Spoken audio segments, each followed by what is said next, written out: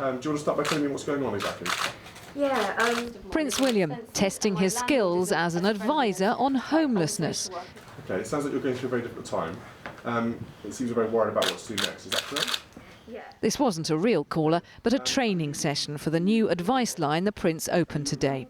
The charity Centrepoint has launched it to give young people at risk of homelessness a simple, single service to turn to. You didn't hang out, so it was a good start. Among 16 to 25-year-olds, 1 in 6 have at some point felt they had nowhere safe to call home. 1 in 3 of those young people stayed where they were, even though it was unsafe. 2 out of 3 slept on a friend's sofa or floor, and 1/3 resorted to sleeping somewhere insecure, like the street, a squat, a car or a tent.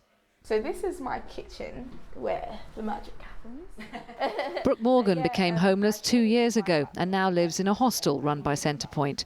She says a phone helpline would have made a huge difference to her. And where my mental health wasn't the best, and I didn't want to speak to a lot of people anyways, it was like really alone and really lost, and I just didn't know what to do. If I didn't get the help from Centrepoint, and if I didn't have such a strong upbringing to make me have a strong mind, then I don't know where I'd be now. William listened in to the phone line's first call, a young man forced to sleep rough, explaining how he'd twice been robbed. The hope is that by giving advice about services, the helpline will prevent that happening.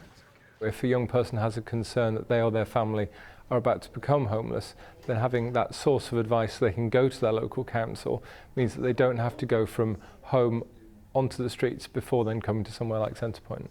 More than half of those who seek help for homelessness are under 25.